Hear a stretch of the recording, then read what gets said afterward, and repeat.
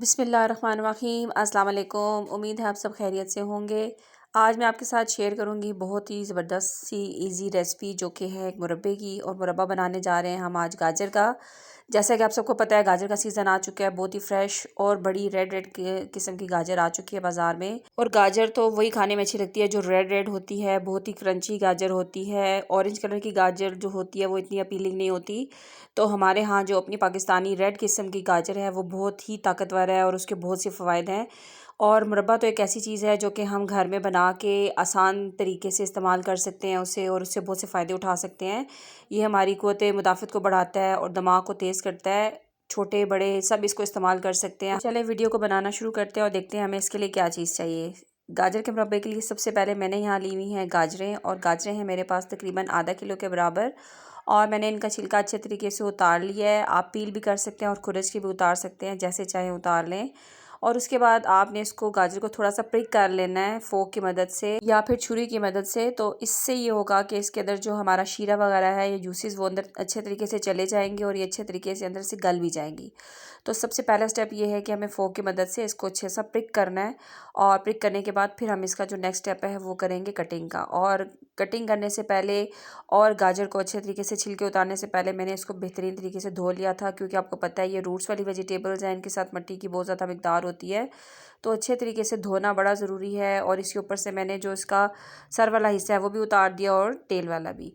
तो यहाँ गाजर हमारी प्रिक हो चुकी है। अब मैं इसको काट के दिखा देती हूँ। काट आप अपनी मर्ज़ी से सकते हैं। आप इसको लंबाई के रुख पे भी काट सकते हैं और आप इसे गोल भी काट सकते हैं, या सेंटर से 2 पीसेस, जिस जगह से गाजर बड़ी है वहाँ से सेंटर से 2 पीसेस कर लें या 4 कर लें, तो उस हिसाब से भी आप इसे काट सकते हैं। बहुत ज़्यादा बड़े पीसीस में मुरब्बा अच्छा नहीं लगता।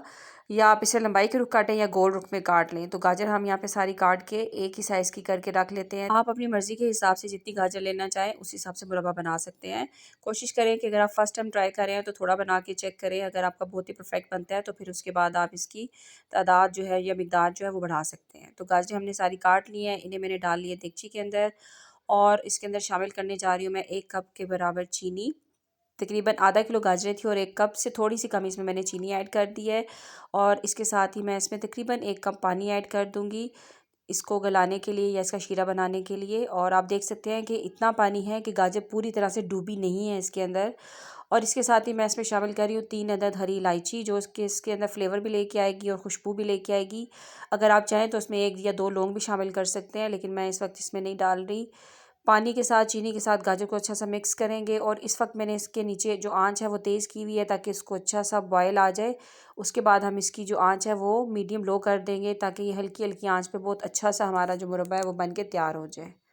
मुरब्बा किसी भी चीज़ का हो आपकी सेहत के लिए बहुत इफ़ेक्टिव है। और गाजर जो कि बहुत ज़्यादा खूबियों की मालिक है, इसमें एक तो बहुत ज़्यादा मिकदार में विटामिन ए शामिल है जो कि आपकी सेहत के लिए बहुत अच्छा है। आपकी नज़र बिनाई उसके लिए बहुत इंपॉर्टेंट है, तो हमें इसका इस्तेमाल रेगुलर करना चाहिए।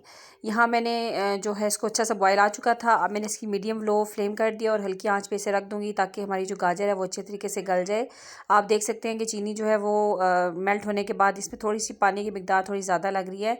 कुछ देर में ये भी ड्राई होनी शुरू हो जाएगी। और अब इस स्टेज पे मेरी जो गाजरें हैं उनका कलर भी बड़ा ही प्यारा हो चुका है और वो आपको नज़र आ रही होंगी कि सॉफ्ट होना शुरू हो रही हैं गाजर, क्योंकि इस सीज़न की इतनी ज़्यादा हार्ड नहीं है अंदर से, इसलिए उसको पकने में ज़्यादा देर नहीं लगती। तो यहाँ पे मीडियम फ्लेम पे इसको पकने देंगे, हल्की हल्की आंच पे इसका जो शीरा है वो घना हो रहा है। और मैंने इसमें ऐड कर दिया नमक, तकरीबन 1 चुटकी के बराबर, थोड़ा सा फ्लेवर को एनहांस करने के लिए। और इससे ये होगा कि जो हमारा फ्लेवर चीनी के साथ है वो बैलेंस हो जाएगा। गाजर यहाँ पे मैं आपको चेक करके दिखा देती हूँ कि हमारी कितनी अच्छी तरीके से गल चुकी है। आपको गाजर को बिल्कुल मलीदा नहीं बनाना या बिल्कुल उसको गलाना नहीं है, क्योंकि ये शीरे के अंदर रह के मुरब्बा तभी अच्छा लगता है जब ये थोड़ा सा अपनी फॉर्म में हो गाजर और गला बहुत अच्छे तरीके से हो, यानी गाजर मैश ना हो रही हो और इसके पीसेस बिल्कुल साबुत हों लेकिन वो अंदर से गल चुके हों।